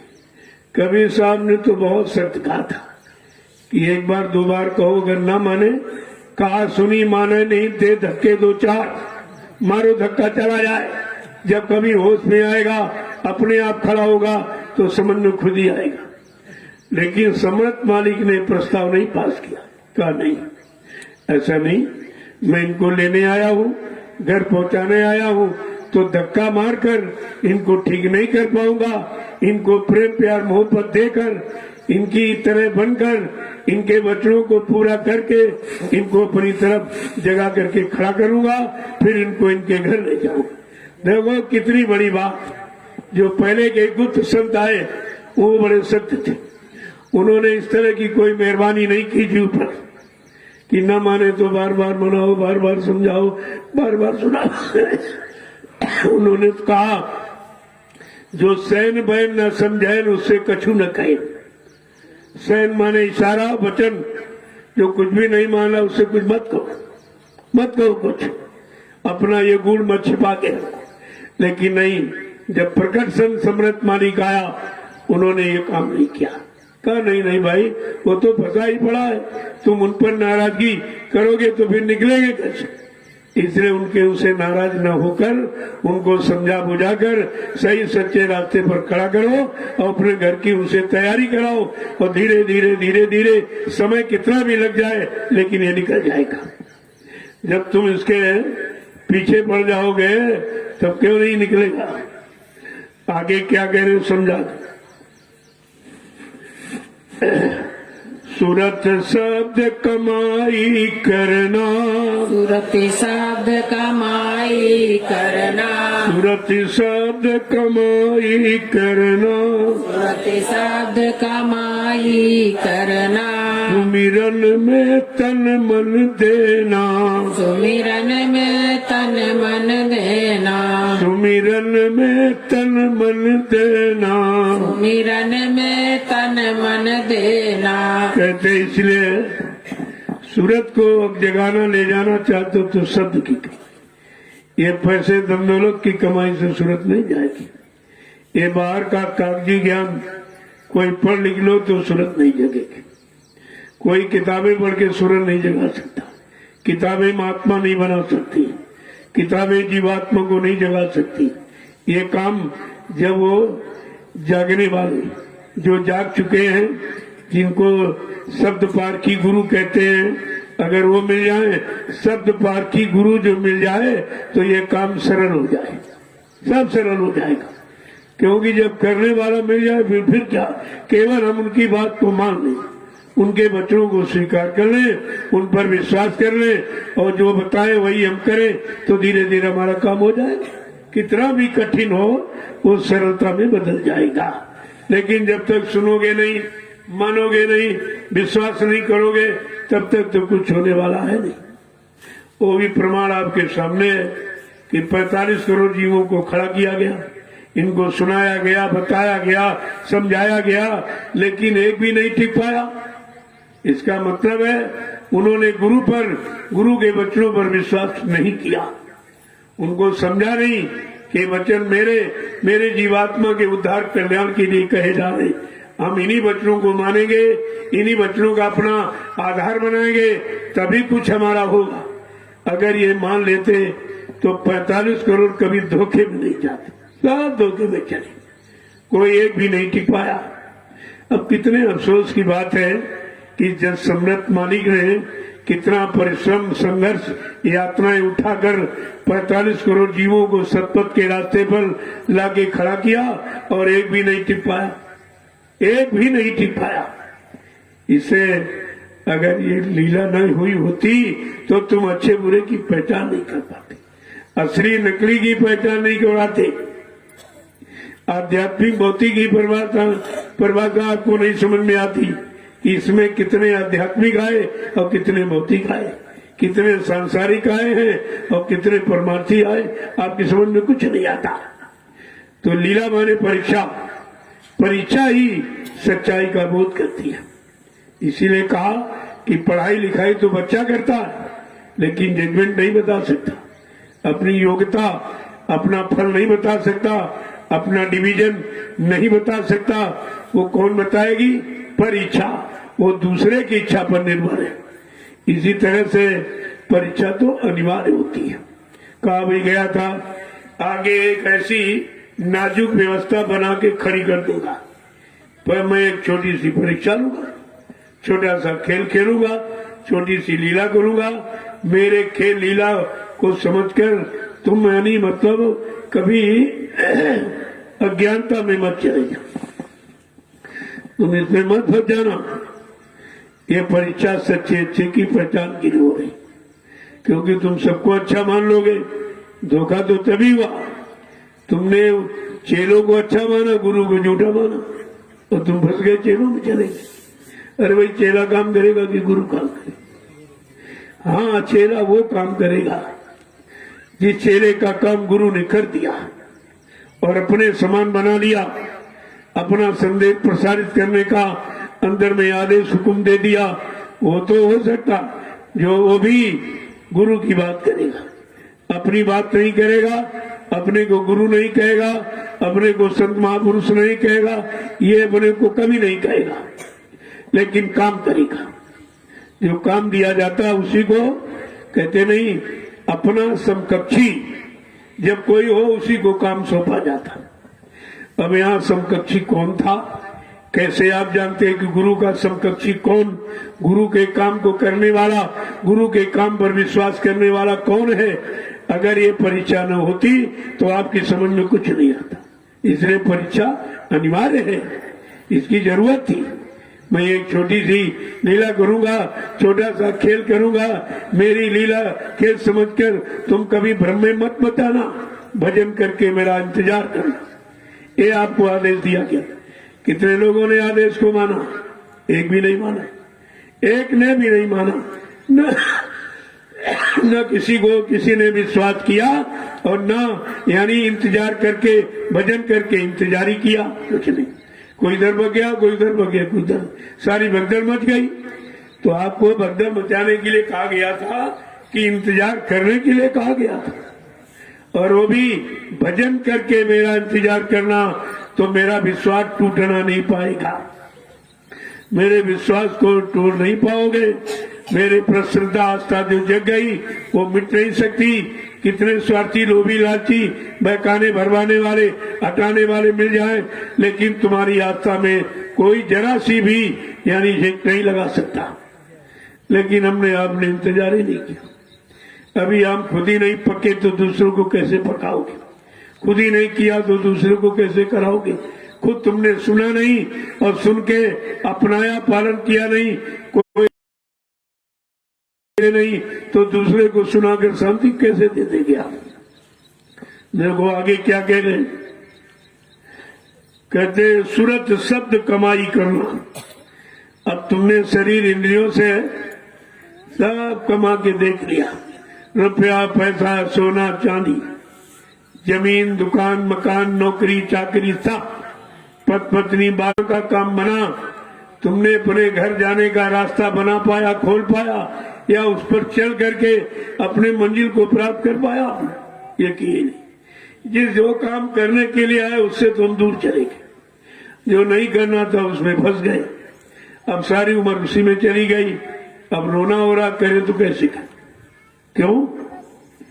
बचपन गया, जवानी गई, ये जब सब खोया, बचपन खो दिया, जवानी खो दी, तब क्या मिला बदले में? बुढ़ापा। ये बुढ़ापा आपको मिला। बुढ़ापा का मतलब बूढ़ा आपा, आपा माने घमंड, गुमान, गरुड़ सब खत्म हो गया, डूब गया। अब आंखों ने देखना बंद कर दिया, कानों ने सुनना बंद कर दिया, वाणी ने यानी बोलना समझना बंद कर दिया, पैरों से चलना बंद, थकावट महसूस हो रही, हाथों से उठाना बंद कर दिया, दांतों ने चबाना बंद कर दिया, और मन ने संकल्प विकल्प करना यानी याददाश्त खत्म हो गई। अब आपके पास बचा क्या? जब कुछ नहीं बचा, सब खराब कर दिया, खर्च कर दिया, बर्बाद कर दिया, तब आप इस दरबार में आए और उसमें भी जल्दी करो, जल्दी से हो जाए, जल्दी से। यहाँ जो भी आता हो कहता जादू कर दो, जल्दी चला जाओ। जादू तो कर दी जाए, फिर तुम लौट के कभी नहीं आओगे। ये भी तो बात है कि जितने ज्यादा दिन तुम आश्रम में टिक जाओ, रुक जाओ, तो घर में आने वाली मुसीबत से बच रहे हो। तुम्हें ये भी नहीं मालूम क्यों रोका जा रहा, क्यों तुम्हें यहाँ पर रोका जा रहा। जो लोग नहीं माने गए और फिर बेचारे लौट के आ रहे कि वहां तो मार पड़ रही, उधर बीमारी की मार पड़ रही है, कोई बचाने बताए वो भी फेल हो गए, जो जुतियां बताई सब फेल, डॉक्टर वैद्य सब फेल, दवा सब यानी जितने साधन आपने बनाए अस्पताल सब फेल हो गए। अब इसके इस आध्यात्मिक मदरसे और ये जो शिक्षा का स्थान है, इसके सिवा बचने का कहीं रास्ता नहीं। दुनिया में कहीं चले जाओ लेकिन आध्यात्मिक लाभ नहीं मिला, क्योंकि वो मिलने का जो स्थान और तरीका बताया गया और जिनके लिए लिखा, जब तक वो नहीं आएंगे तब तक लाभ किसी को मिलेगा नहीं। यहाँ हजारों वर्ष से पंडा पुजारी रह रहे, किसी को आध्यात्मिक लाभ मिला? किसी की जीवात्मा जगी, परमात्मा से मिली, अपने घर पहुंची, ये काम किसी का नहीं हुआ। और लेकिन गोस्वामी जी महाराज ने यही लिखा है रामचरितमानस में, तीर्थवर नियमित विख्याता अति पुनीत साधक सुखदाता। ये विश्व प्रसिद्ध महातीर्थ है नैमिषारण्य, पावन पुनीत है। यहाँ जब किसी संत के साधक आएंगे, नाम की साधना करेंगे, उनको इस भूमि का लाभ मिलेगा, बाकी किसी को नहीं मिलेगा।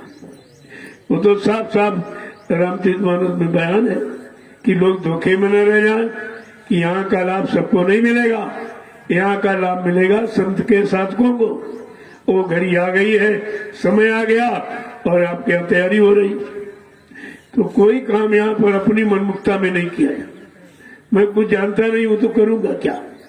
मुझे जो भी हुकुम आदेश, जो प्रेरणा होती है, मैं वही आपके सामने बताता हूँ, आपको सुनाता हूँ। मैं भी करता हूँ और आपसे भी करवाता हूँ।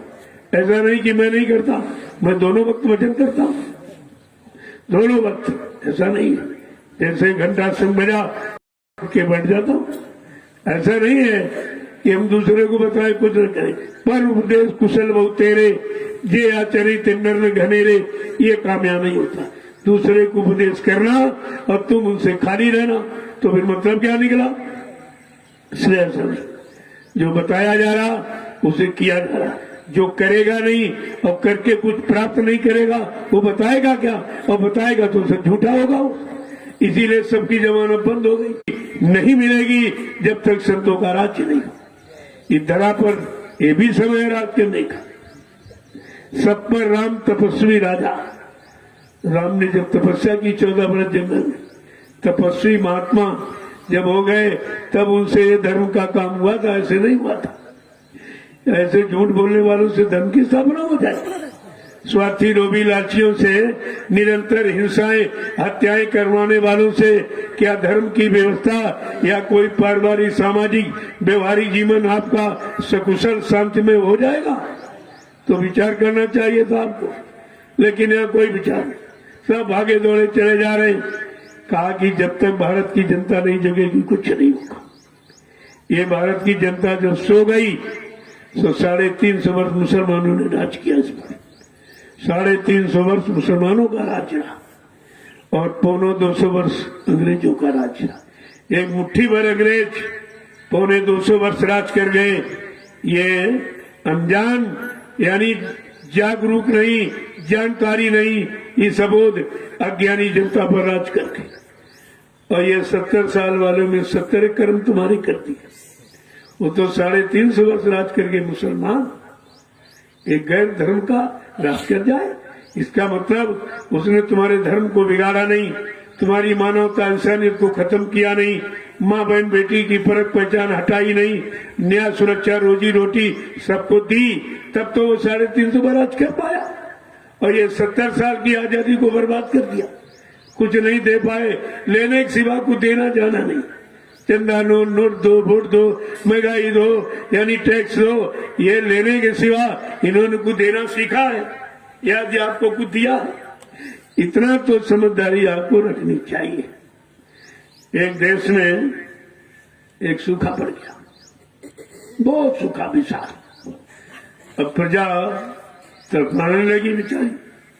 जब सूखा पड़ गया, अन्न की कमी हो गई, अब पानी नहीं बरसा तो पशु पक्षी मरने लगे, पेड़ पौधे सब सूखने लगे, यानी प्रकृति भी नष्ट होने लगी। तो जब तक वो राजा बैठा तो ठीक था, राजा खत्म हुआ, उसके बेटे को जबरदस्ती बैठा दिया, तुम बैठो तुम बैठो। अब वो सूखा पड़ गया, इतना सूखा पड़ गया कि प्रजा त्राहिमाम करने लगी। तो मंत्री ने राजा से कहा कि राजन, जिसके राज में प्रजा दुखी होती है वो राजा नरक में जाता। मंत्री ने सलाह दिया कि जा सुराज प्रिय प्रजा दुखारी, सो न पवस नरक अधिकारी। जिसके राज में प्रजा दुख पाएगी, दुखी रहेगी, वो राजा नरक में जाएगा। तो राजा घबरा गया कि मंत्री जी कोई उपाय बताइए भाई। कहा जल्दी करो, किसी ब्राह्मण की तलाश करो और भगवान नाम का जाप कराओ, भगवान नाम का जाप कराइए। और मंत्री बेचारा बता तो दिया उसने, लेकिन उसको भी पहचाने कि ब्राह्मण कौन है। लेकिन वो किसी देखा कि चंदन लगाया था जनेऊ पर, कल बद बज गई है। अब उसको ले आए पकड़ कर। कहा राजा ने बुलाया, पहले तो घबरा गया। कहा नहीं, घबराने की बात नहीं है, तुमको भगवान नाम का जाप करना और राजा मुंह मांगा इनाम देगा तुम चलो। अब ले गए और राजा के सामने कहा तुमको भगवान नाम का जाप करना। और बेचारा सोच रहा कि भगवान तो यहाँ बहुत है और हमने किसी को देखा नहीं, और देखा नहीं, किसी से काम भी नहीं करवाया, तो पता नहीं उस नाम को कहे उससे काम ना हो तो राजा हमको तोपदन कर देगा, ये तो फांसी चढ़ा देगा हमको। अब वो घबरा गया। उसी घबराने में वो बेचारा क्या कह रहा, क्या जाप करूं क्या न करूं, क्या जाप करूं क्या न करूं। अब अंदर बेचारा ये सोचा। ये 2 महीने चला जाप, भगवान नाम का जाप होता कुछ भला भी हो जाता, वो तो शंका में ये कह रहा। तो जब 3 महीने हो गए, राजा ने कहा कि मंत्री जी 3 महीने से ब्राह्मण जाप कर रहा, कोई सुधार नहीं हो रहा, कैसा करो जल्दी करो दूसरा बैठा। तो दूसरा ले आए, उससे कहा चलो तुमको राजा ने बुलाया है भगवान नाम का जाप करना, एक ब्राह्मण कर रहा है। तो उसने कहा चलो भाई देखिए वो क्या कर रहा है। तो जब आए देखा वो कह रहा क्या जाप करूं क्या न करूं, क्या जाप करूं क्या न करूं। तो दूसरा सोच रहा ये सही होगा, इसको तो रोका नहीं जा रहा। तो वो भी कहने लगा जो ये करे सो मैं करूं, जो ये करे सो मैं करूं। अब 2-2 बैठे, भगवान का नाम वही नहीं किसी। तो कल्याण हो तो कैसे हो। तो जब 6 महीने गुजर गए तब राजा ने कहा मंत्री 6 महीने से 2-2 ब्राह्मण जाप कर रहे तो कोई सूखा में राहत नहीं मिल रही है, कोई कष्ट दूर नहीं हो रहा प्रजा का। तब मंत्री ने कहा जल्दी करो, महाराज तीसरा ब्राह्मण बैठा। अब तीसरा ढूंढ के ले आए, उससे कहा भाई 2 ब्राह्मण जाप कर रहे तुम भी चलो। तो उसने कहा चलो भाई देखिए क्या कर रहे। तो वो जब देख रहा कि पहला कह रहा क्या जाप करूं क्या ना करूं, दूसरा कह रहा जो ये करे सो मैं करूं, तो तीसरा कुछ होशियार था। अरे कहा देखो इनमें तो भगवान का नाम ही नहीं, ये सब क्या करे। तो तीसरा कह रहा अरे भाई ये धांधली कब तक चलेगी, ये धांधली कब तक चलेगी, ये धांधली कब तक चलेगी। तीसरा ये कहने लगा। अब 3-3 ब्राह्मण जाप कर रहे लेकिन भगवान नाम किसी में आई नहीं, तो काम कैसे हो। तो राजा ने के मंत्री 3-3 ब्राह्मण, 1 वर्ष से ज्यादा हो गया, 1.5 वर्ष से ये जाप चल रहा, कोई सुधार नहीं हो रहा। तो मंत्री कहे राजन त्रिदोष हो गया, त्रिदोष है इससे, जल्दी करो 4था ब्राह्मण बैठा लो, नहीं तुम्हारे राज्य का सर्वनाश हो जाएगा। तो कहा भाई जल्दी ढूंढ के ले आओ। जो 4था ढूंढ के ले आए, उन तीनों से होशियार था, वो तीनों से होशियार था। कहा चलो भाई देखेंगे 3 कह क्या रहे। जब वो 4था आया उसने देखा पहला कह रहा क्या जाप करूं क्या न करूं, दूसरा कह रहा जो ये करे सो मैं करूं, तीसरा कह रहा ये धांधली कब तक चलेगी, चौथा कह रहा अरे भाई जब तक चलेगी तब तक सही, जब तक चलेगी तब तक सही। अब ये 4 ब्राह्मण जाप कर रहे हैं तो भगवान का नाम किसी कोई सुधार नहीं। जब 2.5-3 वर्ष बीत गए तो राजा ने सोचा रे भाई चल के देखा जाए आखिरकार ये कर क्या रहे। 4 ब्राह्मण जाप कर रहे, कोई सुधार नहीं हो रहा, कोई परेशानियां दूर नहीं हो रही। तो राजा ने कहा चलो खुद चले। अब हाथी पर बैठ कर चला। जब उनको खबर मिली 4 ब्राह्मण को कि राजा स्वयं आज इनाम देने आ रहा तुमको, तो राजा को देख के जोर से चिल्लाने लगे क्या जाप करूं क्या न करूं, क्या जाप करूं क्या न करूं, जो ये करे सो मैं करूं, जो ये करे सो मैं करूं, ये धांधली कब तक चलेगी, ये धांधली कब तक चलेगी, जब तक चलेगी तब तक सही, जब तक चलेगी तब तक सही। राजा ने कहा अरे बदमाशो अब तक चली लेकिन अब नहीं चलेगी, जब महाराजा आएंगे तब नहीं चलेगी, तब तक कुछ होने वाला नहीं है, कुछ भी होने वाला नहीं। कितना जोर लगा ले, पहले कह दिया जोर लगा ले अहले जमाने, कब तक जोर लगाएगा। जग में जय गुरुदेव का झंडा ये लहर लहर लहराएगा, ये सारे झंडे झुक जाएंगे, हट जाएंगे, क्योंकि इन्होंने अपने मान सम्मान, अपने पद और मताधिकार का झंडा बनाया। जनता की सुख शांति का कोई झंडा नहीं और जनता का कोई झंडा नहीं। इसीलिए तुमको इन्होंने अपना झंडा पकड़ाया, इनके झंडे के नीचे जिंदाबाद मुर्दाबाद चिल्लाते रहे, तुम्हारा कुछ नहीं। इसलिए संत महापुरुष जो सबके हित कल्याण के लिए आते, उन्होंने राजनीतिक व्यवस्था को ठीक करने के लिए दूरदर्शी शब्द का गठन किया। दूरदर्शी 24 मार्च सन 1980 को अहमदाबाद में दूरदर्शी को जन्म दिया और उसका राष्ट्रीय अधिवेशन हरियाणा प्रांत के करनाल जिले में कालीदास रंगशाला पार्क में 7, 8, 9 फरवरी को संपन्न किया और कहा मैंने दूरदर्शी को आशीर्वाद दे दिया, ये फले फूलेगी। जब सबका काम रुक जाएगा, बंद हो जाएगा, सब हार जाएंगे, विवश लाचार मजदूर हो जाएंगे, तब ये काम करेगी दूरदर्शी, तभी करेगी। और तुम लोग ऐसा करो, ये दूरदर्शी का महाप्रसाद हिंदुस्तान के जितने कार्यालयों के अधिकारी कर्मचारी सबके पास पहुंचा दो। आपने प्रसाद बांटा, तुम ही भूल गए हो। अभी प्रसाद का कोई फल नहीं, व्यवस्था का कोई परिणाम नहीं, और तुम ही हट गए हो। तुम ही शंका संदेह भूल भ्रम में चले गए। तुम दूसरों का भूल भल शंका कैसे दूर करोगे? फिर इसके बाद काश्तकार रोने लगा, बाबा जी के पास गया, कहे महाराज हमारी कोई नहीं सुनता। एक दिन आते हैं और मैंने इनको वोट दे दिया और चंदा नोट वोट सब दिया। महंगाई भी हमने मतलब यानी अपने ऊपर ली और पैसों की भरमार भी झेली, लेकिन मेरा कुछ कोई नहीं सुनता, न कोई कुछ देता। तो बाबा जी ने कहा भाई तुम फिर क्यों सुनते हो उनकी? जब कोई तुम्हारी नहीं सुनता है, सब तुमको धोखा देते हैं, झूठ बोलते हैं, दगाबाजी करते हैं, तो एक बार तुम अपना संकल्प ले लो कि हम इनका साथ नहीं देंगे। क्यों? ये शास्त्रों में लिखा हुआ, सुन खकबत ये समुझ प्रसंगा, बुद्ध नहीं करे अधम कर संगा। का बुद्धिमान पुरुष कभी अधार्मियों का, शाकाहारी मांसाहारियों का, शराबियों का, व्यभिचारियों का, झूठ बोलने वाले, दगा करने वाले, इनका साथ कभी नहीं देते हैं।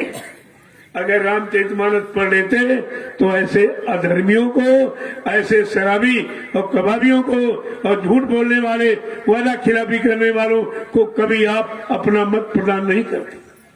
लेकिन तुमने उसको पढ़ा नहीं।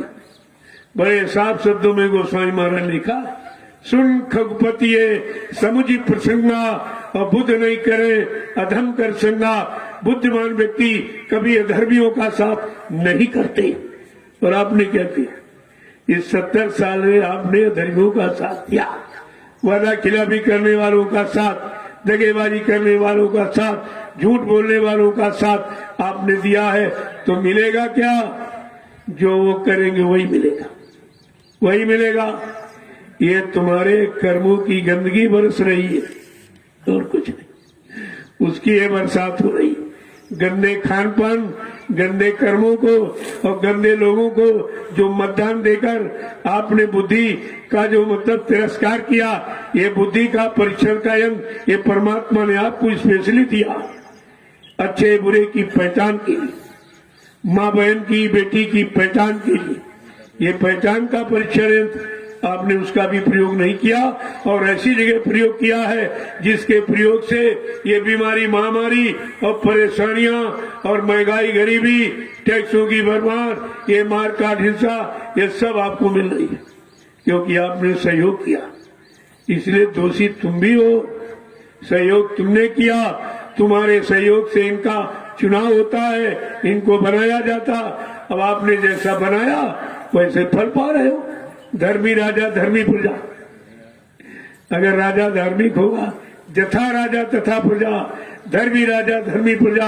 अगर राजा धार्मिक है तो निश्चित धर्म का प्रचार कराएगा और प्रजा को धार्मिकता से उत्प्रोत करेगा, तब तो ये लाभ आपको मिल सकता, अन्यथा कुछ नहीं। तो ये जब महाराजा आएंगे, कहा कि अब तक चली लेकिन अब नहीं चली, तो अब तो यही हो रहा है, क्या करूं क्या न करूं।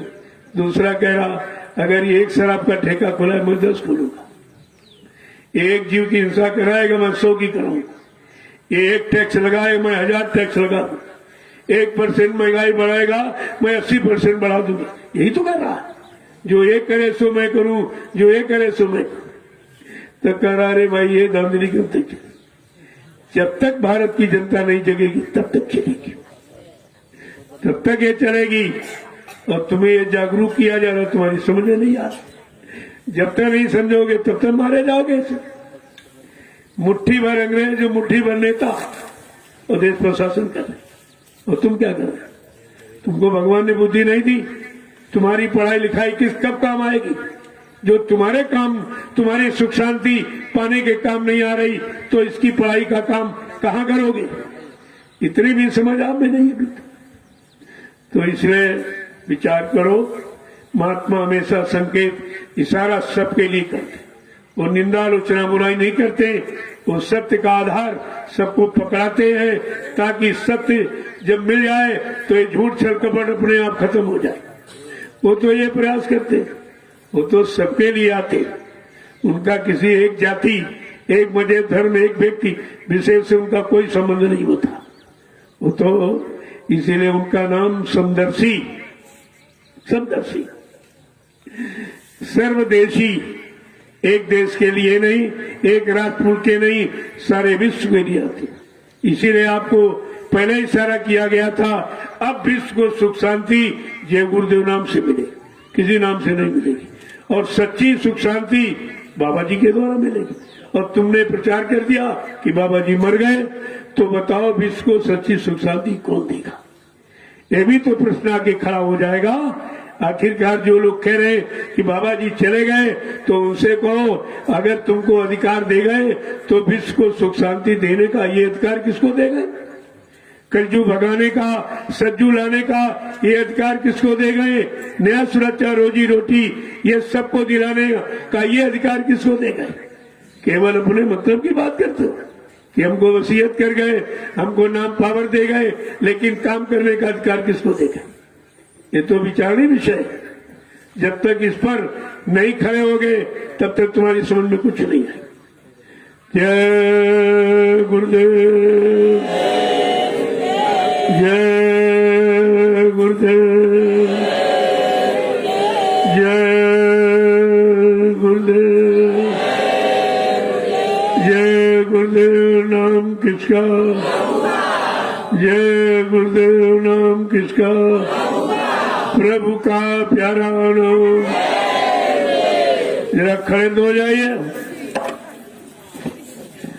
देखो पीछे वाले भी नहीं करो, कितनी सुस्ती आप में। जब तुम खड़े नहीं हो पा रहे तो चलोगे कब? चलोगे नहीं तो पहुंचोगे कब? पहुंचोगे नहीं तो सच्ची सुख शांति का अनुभव कहाँ करेंगे? यह सब विचारणीय विषय है। जब तक ये विचार, ये गंभीरता नहीं आएगी तब तक कुछ, उस संकल्पता में तो कि समझ में आपको आ ही नहीं सकता कुछ। जय गुरुदेव,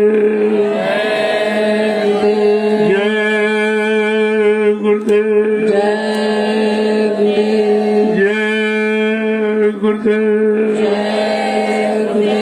जय गुरुदेव नाम किसका, प्रभु का, जय गुरुदेव नाम किसका, प्रभु का, प्रभु का प्यारा नाम। जय गुरुदेव, जोर से बोले जय गुरुदेव, सब मिल बोले जय गुरुदेव, बोलना होगा। जय गुरुदेव, अभी से बोलो, जय गुरुदेव, दर्द हरेंगे, जय गुरुदेव, सब कष्ट मिटेंगे, जय गुरुदेव, सुख शांति भी देंगे। जय गुरुदेव, सबके दाता, जय गुरुदेव, सबके मालिक, जय गुरुदेव, प्रेम से बोलो। जय गुरुदेव, ये नाम नहीं इंसान का, ये नाम है प्रभु का, ये काम नहीं इंसान का। ये काम है प्रभु का। देखो नाम अपनी सच्चाई को उजागर करना, कि जो नाम अपन युगों वाले काम नहीं कर पाए, छोड़ गए,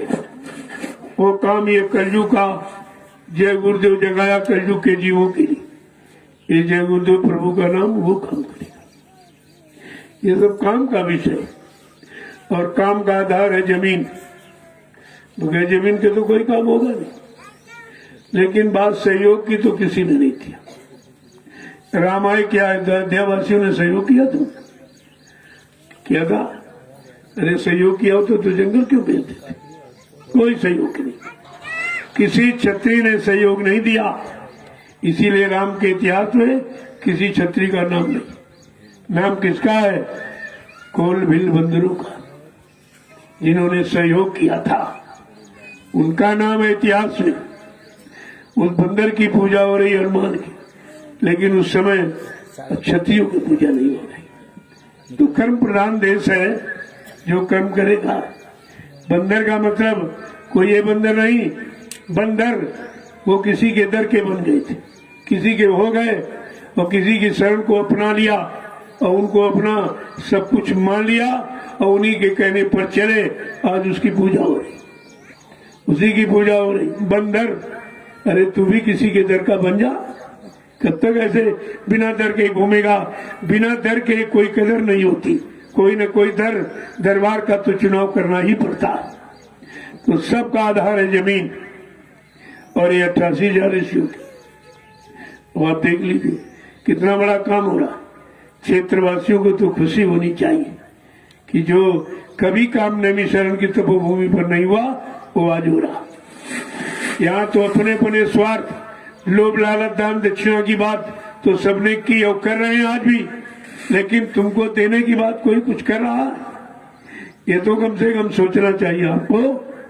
अब लेने का समय आ गया, तुम कब तक देते ही रहोगे? कब लोगे? किससे लोगे? कौन देगा? तो ये बात तो समझनी चाहिए। नहीं समझोगे ऐसे परेशान होते रहोगे, रोते रहोगे, न कोई आवाज सुनेगा, न कोई आंसू पूछेगा। ये काम आपका कोई नहीं करे। जय गुरुदेव। जय गुरुदेव। देखो चिराग के नीचे अंधेरा होता, ये शिक्षित। जब मथुरा में वो बियाबान जंगल को साफ किया, वो तो बहुत जंगल था, गुप्ता यानी, और मधुबन को साफ किया गया। क्यों? जब चिरौनी से कृष्णानगर में आया गया, वहां जगह कम पड़ गई। कहा चलो भाई, वो अपनी बहुत पुरानी जगह खरीदी हुई पड़ी है। ये किसी को मालूम नहीं था कि बहुत पुरानी दादा गुरु ने इसको खरीदा था, खरीद लिया था, और ये पूरा मधुबन खरीदा गया। सब जंगल था, इतनी पुरानी बात हो गई, तमाम गांव बस गए, लोगों ने जमीन तोड़ के अपना खेत बना लिया। अब उन्हें पता ही नहीं था। अब कहते नहीं नहीं, हमारा गांव है, हमारा यहाँ घर है, हमारी ये जमीन है। लेकिन महापुरुषों ने क्या किया? कहा अच्छा ठीक ठीक ठीक ठीक है, तुम्हारी जमीन, तो ऐसा करो, जमीन का पैसा ले। अपनी जमीन का पैसा देके खरीदी गई, देखिए। और 1 गुना 10 गुना दिया। कोई लेता नहीं था, कुछ होता नहीं था। जैसे यहाँ नहीं कुछ हो रहा, ऐसे वहां भी कुछ नहीं, एकदम बिल्कुल भी। पानी वहां था नहीं, पानी था तो 350, 400, 500 फुट नीचे, वो भी पानी खराब, खारा पानी, फसल नहीं हो सकती थी उससे। पहले तो पानी बदला गया, ये कौन बदल सकता? पृथ्वी के धरातल को कोई बदल सकता?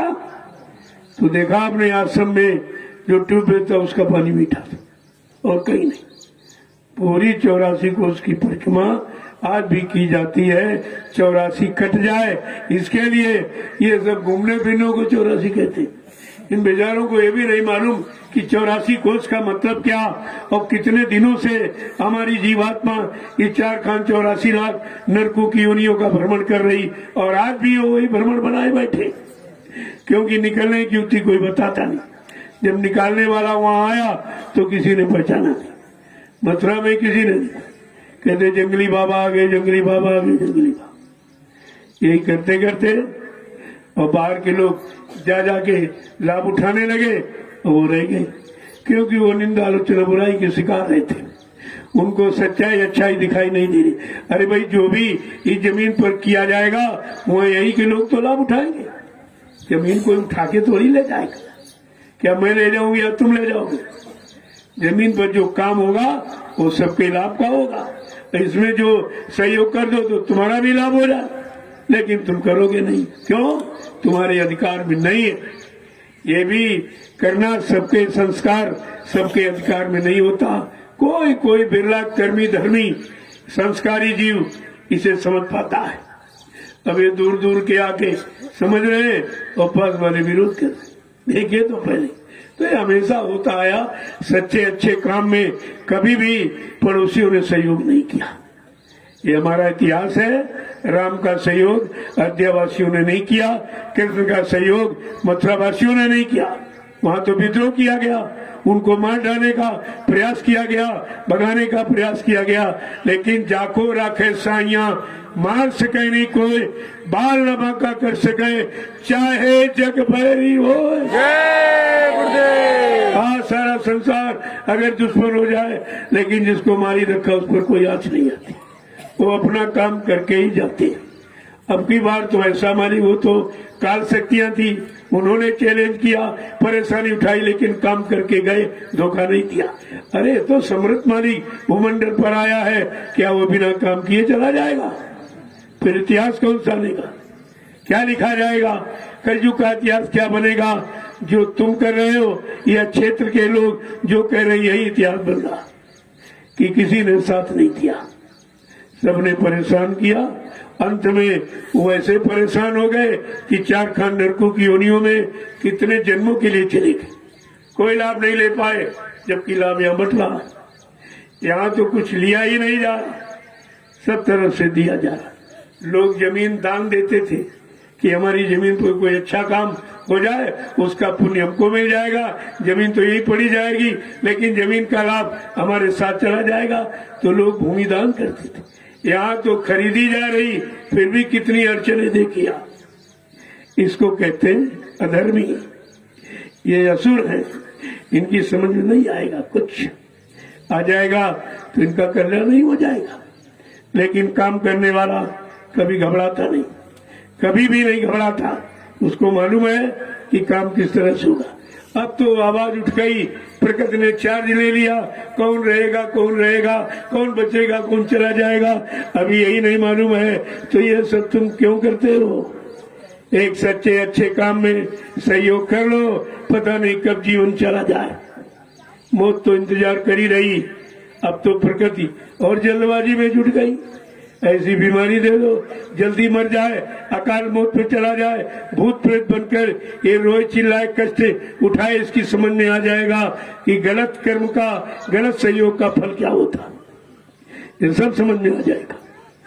जय गुरुदेव, जय गुरुदेव, जय गुरुदेव, जय गुरुदेव, जय गुरुदेव। नाम किसका? प्रभु का, जय गुरुदेव। नाम किसका? प्रभु का, प्रभु का प्यारा नाम। जय गुरुदेव। बड़ा खुशी का विषय होता है जब कोई अच्छा काम, इस समय तो कोई अच्छा काम कर ही नहीं सकता, सबकी बुद्धि विकृत है, कोई नहीं कर सकता। विनाश काले विपरीत बुद्धि, ये विनाश का समय है, इसलिए बुद्धि विपरीत दिशा में ही काम करेगी। अच्छे सच्चे काम में कोई समझेगा, कोई संत सिपाही जो द्वार तुम्हारे आया, ऐसा कोई संत सिपाही वफादार या सेवादार यानी समझ पाएगा, सच्चा ईमानदार चरित्रवान, बाकी तो सब ऐसे करेंगे, सब यही कर रहे। अरे भाई संसार में तो हो रहा, लेकिन यहाँ भी तो चोरी हो रही, यहाँ भी लोग कर रहे चोरी, वो बेचारे ये भी नहीं जानते हम चोरी किसकी कर रहे। भाई मेरा तो कुछ है नहीं जो तुम चुराओगे, मेरा कुछ नहीं जो तुम चुराओगे, और भजन है मेरा, वो तुम चुरा नहीं सकते, वो तुम्हारे बस की बात है। जो चोरी भी करते हो तो अपने गुरुभाई की, क्योंकि मेरे पास धन तुम्ही का है, यही गुरु प्रेमी होगा तो वही देते हैं, वो देते कि काम में लग जाए, और दे दिया भी नहीं और चुरा के ले गए, तो इनका क्या होगा? समस्या इस बात की, जो सांसारिक है नहीं जानते हैं, चलो उनकी बात छोड़ दो, जो यहीं रहते, यहीं का खाया ही पिया और यहीं का सब कुछ लिया और यहाँ भी चोरी करते, उनका क्या होगा? उनके लिए कौन सा स्पेशल नर्क बनाया जाएगा? तो विचार करना चाहिए, जबकि उनको रिजल्ट भी बताया कि गुरु से कपट, संगत से चोरी, की वो निर्धन, की वो कोढ़ी, ये परिणाम है उसका। तो आप ये क्यों करते सब? अरे तुम्हें तो कुछ करना चाहिए, कुछ दे करके अपना धन सार्थक बना लेना चाहिए, परमार्थी डगर पर चल करके परमार्थ का रास्ता मजबूत कर लेना चाहिए, और उसकी जगह तुम ये करते हो, तो क्या है? ये सब क्या है? और तुम नाम जिम्मेदारी का काम सही तरीके से नहीं कर पा रहे हो, तो तुम्हारा भला कैसे होगा? ये लगे रहने में भला नहीं होगा, सच्चाई ईमानदारी से लगे रहने में फायदा होगा। तो काम आपको करना चाहिए। है कि कुछ बड़ी भीड़ है। मथुरा में कितनी भीड़, एक भी नहीं निकला, एक भी। शाकाहारी हो जाओ भाई, बीमारी से बच जाओगे। कितनी बड़ी बात कहेगी, अगर बीमारियों से बचना है तो शाकाहारी हो जाओ। कोई खर्चा एक पैसे का नहीं, बल्कि जो धन अनावश्यक यानी व्यर्थ के कामों में, गंदे खान पान में आप खर्च करते हो, वो तुम्हारा धन बच जाए। तुम्हारे बाल बच्चों के जब तक कारण नहीं तब तक निवारण नहीं। कितना जोर लगा लो, कितना तुम इधर उधर की व्यवस्थाएं फैला दो, लेकिन ये प्राकृतिक प्रकोप रोकना तुम्हारे बस की बात नहीं है।